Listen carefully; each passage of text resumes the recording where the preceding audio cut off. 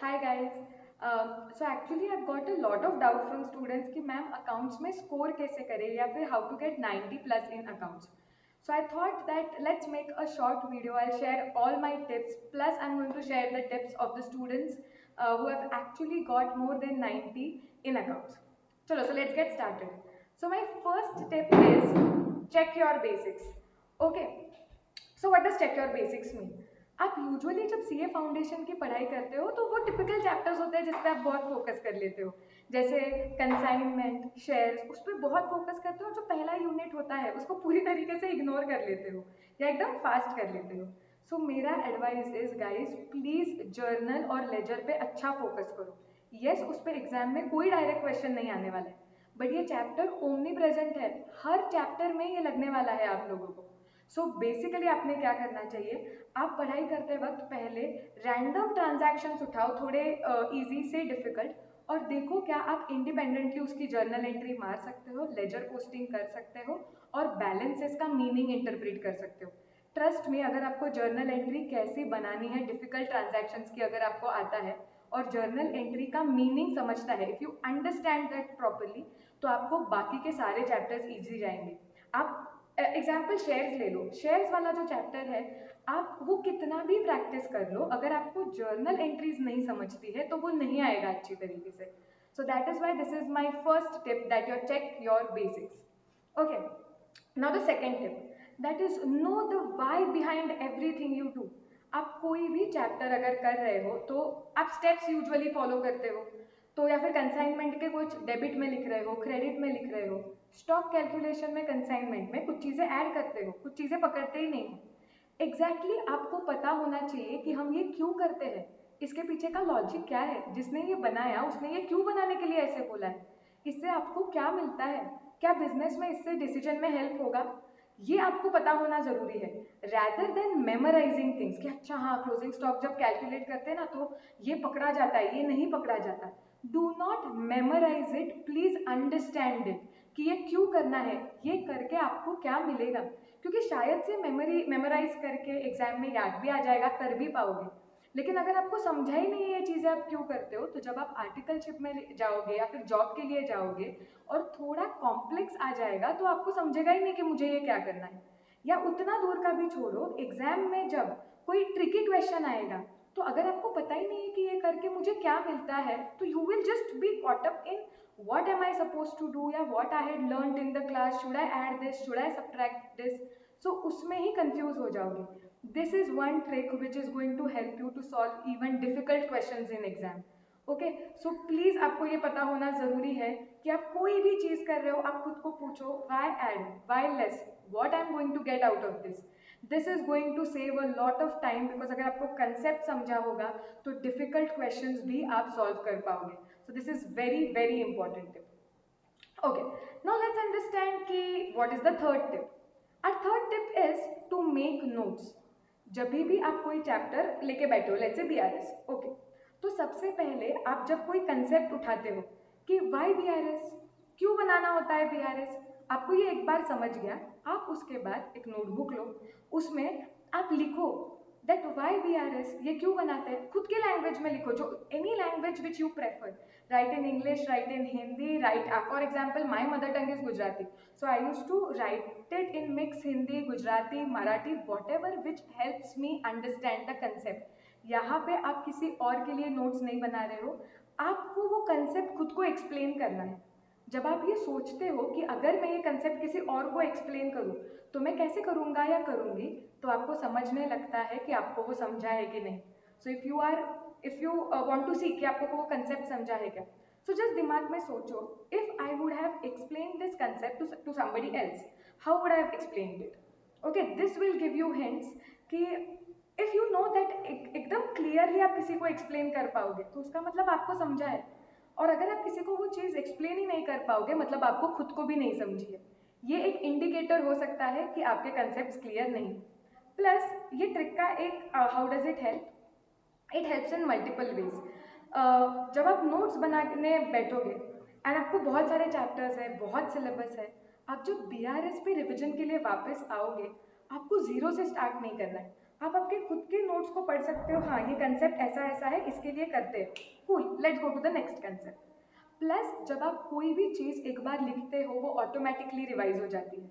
It is my extremely heart felt request कि दूसरों के बनाए हुए नोट्स मत यूज़ करो। जब मैं मेरे नोट्स बनाती हूँ, मुझे क्या, I make it available to everybody, you will feel wow हमारा टाइम बच गया, किसी के रेडीमेड नोट्स मिल गए। That is not correct. मुझे कोई चीज़ कैसे समझती है वैसे मैं उसका फ्लो डेवलप करके नोट्स बनाती हूँ। ये मेरे दिमाग का वायरिंग है चीज़ों को समझने का। आपके दिमाग का वायरिंग, आपके चीज़ों को समझने का नज़रिया या तरीका अलग हो सकता है। तो आपको जैसे चीज़ें वो समझी है, वो कंसेप्ट समझा है, आप वैसे उसके नोट्स बनाओ, तो आपको ऑटोमेटिकली वो दिमाग में फिट हो जाएगा और रिविजन के लिए भी काम में आएगा। So making notes was my another important tip. Okay, now the next tip is that you must practice a lot. एक बार आपको कोई भी कंसेप्ट, चलो बीआरएस ले लिया, कंसेप्ट पढ़ लिया, हाँ मुझे समझ गया है, एक सम सॉल्व करके देख लिया, अच्छा हाँ ये ऐसा सॉल्व करना है, ओ तो मुझे ये मिलता है, ओके डन, आपने नोट्स भी उसके बना दिए। अब हमें देखना है कि अलग अलग वैरायटी के क्वेश्चन सॉल्व करके क्या हमें वो अप्लाई करने के लिए आता है। So practice is very important. अब बहुत लोग पूछते हैं कि मैम सम्स कहाँ से ले, क्या प्रैक्टिस करें ना। तो मैं हमेशा उसके लिए यही बोलती हूँ, एग्जाम इंस्टीट्यूट का है, राइट। सो इंस्टीट्यूट ने बहुत सारा मटेरियल हमारे लिए अवेलेबल रखा है, जैसे आईसीआई का study material module. Okay, always वो मॉड्यूल के पहले सारे सम्स प्रैक्टिस करो। ये एक तो एग्जाम पॉइंट ऑफ व्यू से भी इम्पॉर्टेंट है, क्योंकि आप कोई भी पेपर उठा के देख लो, रफली अराउंड 20 to 25 मार्क्स के क्वेश्चंस वैसे के वैसे मॉड्यूल से आते हैं। एंड सेकेंड, अगर आपको प्रैक्टिस करना ही है तो इंस्टीट्यूट ने इतने अच्छे क्वेश्चंस दिए हुए हैं, तो आप पहले उनसे स्टार्ट कर लो। ओके, सो आईसीआई का स्टडी मटेरियल, हर एग्जाम के पहले इंस्टीट्यूट जो है रिविजन टेस्ट पेपर्स आरटीपीज आपको वेबसाइट पे मिल जाएंगे, वो इशू करता है, उसमें बहुत सारे क्वेश्चंस होते हैं प्रैक्टिस करने के लिए।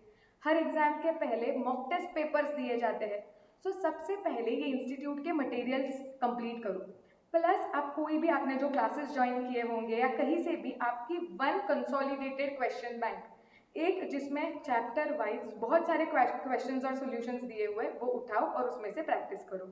ओके, प्रैक्टिस करते वक्त आपको क्या करना है, क्वेश्चन पढ़ो। अगर ये क्वेश्चन एग्जाम में आया होता तो मैं एंड तक कैसे सॉल्व करता, एंड तक लेके जाओ। काफी बार आप क्वेश्चन सॉल्व करते वक्त बीच में अटक जाते हो, एंड आप क्या करते हो, फटाक से सॉल्यूशन दिखा रहे हाँ ऐसे करना है और आप उसे सॉल्व कर लेते हो। No, please do not do that. क्या एग्जाम में आपके पास रेडीमेड आंसर होने वाला है? नहीं। तो आपको आपके दिमाग को ये पुश करना होगा कि मुझे, अगर मेरे पास कोई सोल्यूशन ही नहीं है and if I have understood the concept, तो ये प्रॉब्लम कैसे सॉल्व होना चाहिए। After that what you should do is, फिर सोल्यूशन के साथ चेक करो।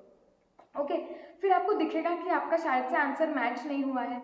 जो भी गलतियां हुई है स्टेप वाइज चेक करो और उन्हें मार्क करो। गलतियां दो टाइप की हो सकती है, कुछ सिली मिस्टेक्स होते हैं कि फिगर ही गलत ले ली या कुछ ओवरलुक कर लिया, क्वेश्चन में कुछ दिया था वो स्किप कर दिया। सो उसको मार्क करो। If it was silly mistake, मतलब कॉन्सेंट्रेशन इंप्रूव करना है। अगर कुछ ऐसी मिस्टेक है कि जो आपको समझता ही नहीं है, यार ये मैं क्यों आइडिया लेस कर रहा हूँ, आप बस क्लास में क्या किया था ऐसे करके आइडिया लेस कर रहे हो, तो वो एक इंडिकेटर है कि आपको वो चीज़ समझी नहीं है। ओके, वापस बैठो, वो कंसेप्ट आप क्यों गलत गए, आपने क्या सोचा, आपने क्या सोचना चाहिए था, वो बाहर रेड पेन से लिखो, मैंने ये सोचा था, मैंने ये सोचना चाहिए था। हर एक मिस्टेक रेड पेन से मार्क करना जरूरी है। क्यों? क्योंकि जो चीज़ आप अभी करेक्ट कर रहे हो वो एग्जाम में भी करेक्ट ही करने वाले हो। तो अगर आप सारे क्वेश्चंस जो सॉल्व किए हैं उसमें रेड पेन से गलतियां मार्क करोगे, तो रिविजन करते वक्त सारी गलतियां एक बार रिवाइज करना कि ये मुझे रिपीट नहीं करनी है। Okay, so this is going to help a lot. Plus जब तुम सम्स सॉल्व करते हो तब ऐसे आएंगे कि कुछ कुछ एडजस्टमेंट्स बहुत रिपीटेटिव होते हैं और कुछ थोड़े डिफिकल्ट होते हैं। So you have to mark them with R. Okay, if you see कि इससे पूरा क्या हो जाएगा, so now you have a book जहाँ पे आपने कंसेप्ट शॉर्ट में खुद को एक्सप्लेन किए हुए, आप उन्हें पढ़ लोगे, उसका रिविजन हो जाएगा। आपने बहुत सारे क्वेश्चन सॉल्व किए हुए हैं, हर एक क्वेश्चन में आपकी गलतियां मार के आपको सिर्फ वो पढ़ना है रिविजन करते वक्त। प्लस आपने जो डिफिकल्ट एडजस्टमेंट्स है वो भी मार्क करके रखे, तो आपको बस वही देखना है। ऑटोमेटिकली रिविजन मटेरियल भी तैयार हो गया। अगर आप कहीं कंसेप्चुअली गलत जा रहे हो तो वो भी आइडेंटिफाई हो गया। Okay, be and one more very important tip, while solving be honest with yourself. अगर आपको कोई चीज़ें समझी नहीं है तो प्लीज़ वो सम 1000 बार करने से वो चीज़ समझ में आएगी, ऐसे नहीं होता है। आपको बैठ के सोचना पड़ेगा कि आप कुछ तो गलत समझ रहे हो वो सॉल्व करने की टेक्निक, तो आपको सही तरीके से समझना है। सो solving 100 problems does not make it right, sitting and thinking over it कि okay why it is to be done makes it right. So that is another important tip. Okay, so now the next tip is that full syllabus test. एक बार आपने ये सारे chapters का कर लिया है, उसके बाद आप फुल सिलेबस टेस्ट लिखो, एग्जाम कंडीशन में पूरा पेपर लिखो, ताकि आपको ये समझेगा कि जब आप पे मिक्स्ड लेवल के क्वेश्चंस बॉम्बार्ड होते हैं तो क्या आप इजीली स्विच कर पाते हो बीआरएस से शेयर, शेयर से एनपीओ, एनपीओ से कंसाइनमेंट। प्लस इंपॉर्टेंट ये है कि पेपर कंप्लीट होना चाहिए। यहाँ पे आपको ये समझ में आएगा कि क्या टाइम आपका कंप्लीट होता है या नहीं, पेपर वो टाइम में कंप्लीट होता है। If you need to improve your speed then here that is the problem which gets identified at this step. Okay, once you understand कि आपका शायद से टाइम नहीं आप पूरा पेपर नहीं कंप्लीट कर पा रहे हो वो टाइम में, तो उसके बाद आपने मल्टीपल पेपर सॉल्व करने चाहिए just to improve speed. Plus यहाँ पे और आपको आइडेंटिफाई हो जाएगा the topics which are relevantly weak. Again, if there are certain questions in which you are not able to score good marks, then again that you have not understood the concept. I am repeating, do not solve 100 questions of those chapter. First clear the concept and then practice. So this was my 5th tip. Now the next tip, along with things which you should do, there are certain things also that you should not do. So let's discuss those things कि कौन सी चीजें ऐसी होनी चाहिए जो आपने नहीं करनी चाहिए। मल्टीपल बुक्स, अब ये एक हो गया है। Now this can be a curse, this can be a boon, there is so much material available everywhere and you think let's do this also, this also, this also. No, calm down, just select that I'm going to complete ICI material and I'm going to complete this one book which is lot of practice for me. Stick to it. Okay, complete all of that and do not go run after solving multiple books. क्योंकि आप कितने भी sum solve कर लो उसमें से ये mentality मत रखो कि मैंने बहुत सॉल्व किया तो एग्जैक्टली वैसा क्वेश्चन पेपर में आएगा, वैसे भी वैसा क्वेश्चन पेपर में आने ही नहीं वाला है। और आप इस चीज की ट्रेनिंग ले रहे हो कि जो क्वेश्चन कभी देखा भी नहीं है वो कैसे सॉल्व करना है।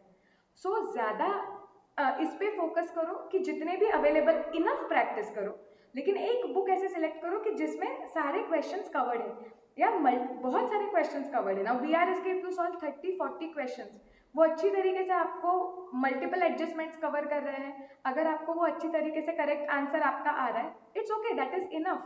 आपको समझ चुका है तो पेपर में ट्रिकी क्वेश्चन आएगा तो भी आएगा। Do not run after solving 1000 books. Okay, at times what happens is कि आप बोलते हो एकदम जोश जोश में, नहीं अभी एग्जाम को इतने ही दिन है एंड बस I am going to you know start studying now. So you see multiple videos how to plan, you prepare perfect plan, but then you just get caught up in that and you forget to execute. You have to understand आप कितना भी on paper plan अच्छा बना लो, result तभी आएगा जब आप बैठोगे consistently for few hours and you will do dedicated study. So एक point पे ना planning stop करो और पढ़ाई करना start करो। Distractions, आपके पास जितने रिसोर्सेस है उतने डिस्ट्रैक्शंस भी है। सो you have WhatsApp, Instagram, Facebook. Now my tip is, अगर आपका अच्छा खुद पे कंट्रोल है तो ऐसे कर लो कि दिन का डेडिकेटेड हाफ एन आवर, बस ये हाफ आवर में I am going to check all this and rest of the time strictly you have to not open these apps, because you will also agree once you open your Instagram and you just start scrolling down, 15 minute आधा घंटा कब चला जाता है समझता नहीं है। And then comparison, इसका ये हो गया, ये वो कर रहा है, don't do that. Okay, you are just increasing their revenue, तुम्हारा कुछ फायदा नहीं है इसमें। डिसिप्लिन रखना बहुत इंपॉर्टेंट है। दिन का आधा घंटा एक डिसाइड करो और उसमें वो सारी चीजें चेक कर लो। अगर आपसे बिल्कुल भी कंट्रोल नहीं हो रहा है, डिलीट कर दो वो एप्स, कुछ नहीं होने वाला है। ट्रस्ट में आपको समझेगा कि वो एप्स के होने से या नहीं होने से आपकी जिंदगी में कोई फर्क नहीं पड़ता है। So just uninstall those apps, exam के बाद ले लेना। प्रेडिक्टिंग द पेपर, ये बहुत लोग करते हैं and it is a serious no no. आपको लगता है अरे ये क्वेश्चन पिछले एग्जाम में आ गया था या ये चैप्टर पिछले एग्जाम में पूछा था, इस एग्जाम में नहीं पूछेंगे। Don't do that. Plus do not even predict कि पेपर पैटर्न क्या होगा। We had been CA students, I will tell you कि आप पेपर का पैटर्न एक्सपेक्ट करते हो, उधर जाते हो and totally the paper pattern is different. ऐसे बिल्कुल होता है यार, ये चैप्टर इंपॉर्टेंट है, ये इंपॉर्टेंट है, बाकी इग्नोर, ऐसे मत करो। हाँ, there are certain chapters which are important, you can give them priority while revising, लेकिन बाकी चैप्टर्स छोड़ देना, करना ही नहीं। Do not do that, study complete syllabus. I can understand कुछ चैप्टर्स आपको डिफिकल्ट जा सकते हैं, बट छोड़ो मत। ओके, डू दैट, एग्जाम में वो आए तो आप ऑप्शन के लिए छोड़ सकते हो, but please do not completely skip those chapters and do not predict the paper। वो जो वीडियोस होते हैं, ये चैप्टर्स बहुत इंपॉर्टेंट है, ये करो, ये 80 मार्क्स देंगे, डोंट डू दैट यार। We have to become good professionals, right? So please सब अच्छी तरीके से कवर करके जाओ, और होता है वो possible, right? Now some my advice, that is, please understand there is no magic formula or shortcut।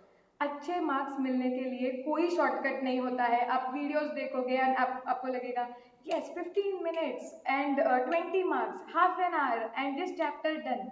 ये नहीं होता है।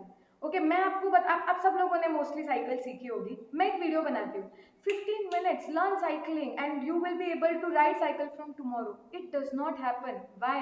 क्योंकि आपको साइकिल हाथ में उठानी होती है, चलाना होता है, गिरना पड़ता है, ट्रिक समझनी पड़ती है, तभी वो कर पाओगे। So guys, there is no magic formula, there is no potion, there are no shortcuts. You will have to create a disciplined approach. एक अच्छा टाइम टेबल बनाओ, सुबह मैं इतने बजे उठूंगा, I do exercise, I study. पढ़ाई करते वक्त it is my strict advice, phone off करके रख दो कहीं पे, डेडिकेटेडली 5-6 आवर्स या सिर्फ 2 आवर्स, 2 घंटे अच्छी तरीके से डेडिकेटली पढ़ो, फिर 10-15 minutes take a break, again study. Result तब तक नहीं आएगा जब तक आपके खुद के कंसेप्ट क्लियर नहीं होंगे। आप कंसिस्टेंटली रोज आपके शेड्यूल के हिसाब से इज्जत से डिस्ट्रैक्शन साइड पे रख के, फोन साइड पे रख के, आपकी पढ़ाई खुद नहीं करते हो, खुद चीजें पढ़ते नहीं हो, खुद को एक्सप्लेन नहीं करते हो, खुद नोट्स नहीं बनाते हो, खुद प्रैक्टिस नहीं करते हो, और हार्डवर्क नहीं करते हो, और सैक्रिफाइस नहीं करते हो चीजें। कोई मैजिक फॉर्मूला नहीं होता है। आप कितने भी वीडियोस देख लो, जब तक आप खुद पढ़ाई नहीं करोगे और चीजें एक्सप्लेन नहीं करोगे, you will not get good marks. So this is the most important tip of all. Okay, so I hope guys कि ये सारे टिप्स आपको हेल्प करेंगे।